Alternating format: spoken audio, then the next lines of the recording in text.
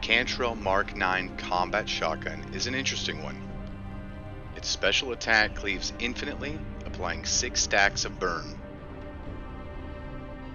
This is a linear attack that is roughly 2 meters wide at 10 meters, 4 meters wide at 20 meters, and 5 meters wide at 30 meters when not using ADS. If you use ADS, the width is reduced to roughly 4 meters at 30 meters. The number of burn stacks applied to the target does not seem to be impacted by the number of units the pellets pass through, but rather the number of pellets that strike the target and the armor type the enemy is. In my cursory review of range, a la pellet count, as it relates to dot application, I have come to the following conclusion. Within 15 meters, when utilizing ADS, all 6 burn stacks will be applied to a mauler with a center of mass body shot. Between 15 and 25 meters, 5 burn stacks.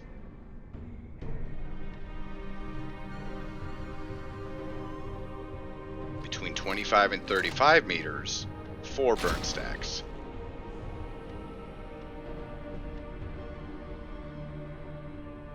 And between 36 and 63 meters, 63 meters is the maximum distance I tested, 3 burn stacks. Bear in mind that the stability modifier may affect your results when replicating this test. Burn stack's maximum damage per tick dependence on armor type is as follows. Carapace is 4, Maniacs are 40, Infested are 49, Unyielding, Snipers, and Groaners are 59. Flak and Unarmored, excluding Snipers and Groaners, are 79. From my testing of various Mk IXs, the damage modifier does not affect the burn damage. The burn applies identically to the Brigada Staff and Purgation Flamer, in that, even if I hit a mauler in the head, the burn ticks are against flak armor and not carapace. This shot will pass through every enemy in your cone of fire, including a bulwark with its shield up. Concerning bulwarks, this weapon is capable of popping a bulwark shield at 28 meters. You are able to stagger it twice before it deploys its shield again, having gained increased stagger resistance. You get one opportunity. Initiating an attack on a bulwark with the Mk IX using its special attack will allow you to kill one during this window of opportunity more consistently, as the burn stacks will typically finish what you started. Please note that the burn applies through the shield and, according to Fat Shark, is intended.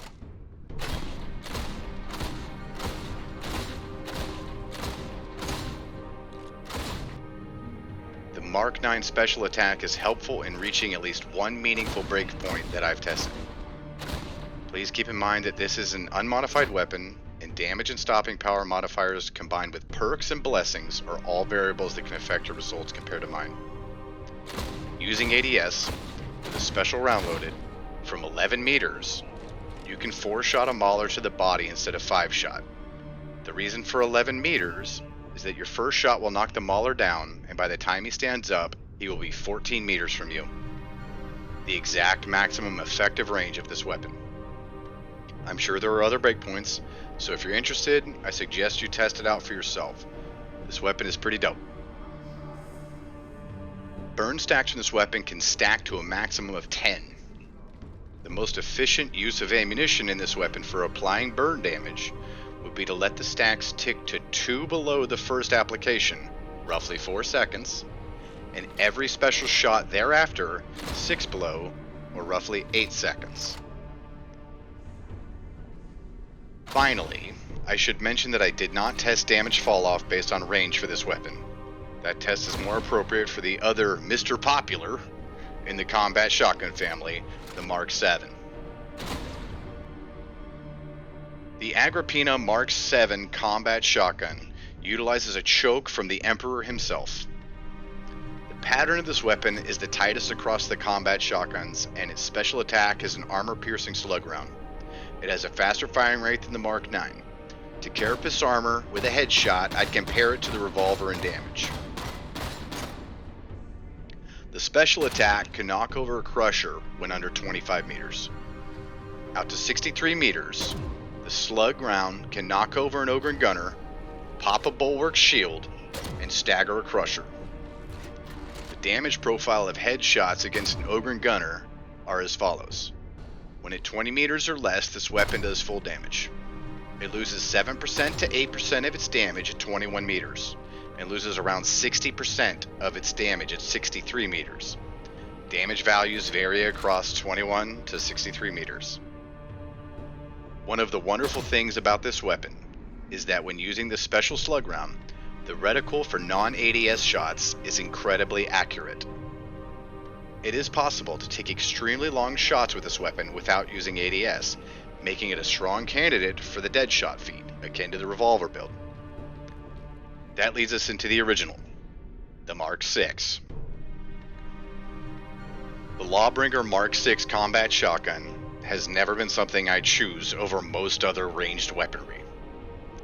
Everyone is likely familiar with it, so I'll only discuss the change made to it in the Tools of War update. It has a reticle for the special wide shot ammo that is more representative of its area of impact. This is a good change, but I still don't care about this armament at all. In my testing of the combat shotgun family, I have noticed that loading special ammo does not appear to be affected by either the one after another or tactical reload feats, which is pretty lame, and I think it should be.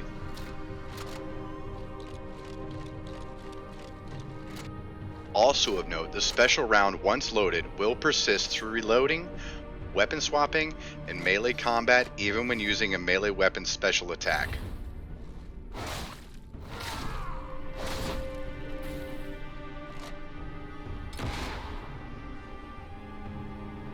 The Munitorum Mk VI power sword, like the Mk III, is at its finest when powered up.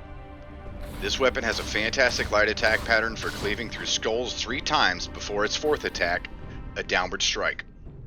The 2-attack heavy attack pattern begins with a 45-degree downward attack from right to left, followed by a 45-degree upward swipe from left to right. Another differentiating characteristic of this, when compared to the Mk III, is its push attack. The Mk III's is a downward strike. The Mk VI's is a stab, reminiscent of the Chertolsky Mk IX heavy sword for the Zealot. The follow-up attack for the Mk VI's stab is either the light strike down or the heavy upward strike. To me, the Mk III is slightly better at horde control with its ideal heavy attack pattern. The Mk III and Mk VI are both great weapons, but Power Cycler, from what I've seen in game, feels like it gets more mileage from the Mk III. I don't know why this is, and it is entirely anecdotal. The Mk III has 2 attacks for light and heavy attacks, respectively, and the Mk VI has 4 attacks for light attacks and 2 attacks for heavies. The Mk VI could use 1 or 2 changes, in my opinion. The first change I think it needs to differentiate itself from the Mk III is that the cleave damage distribution from the cleave targets modifier should have the light and heavy distribution swapped.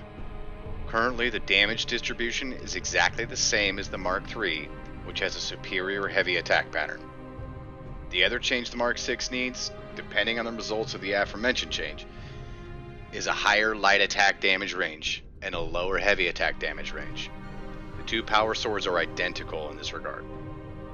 The Mk VI feels like it should be the top dog for light attacks, and it currently doesn't offer anything other than attack pattern preference to the player.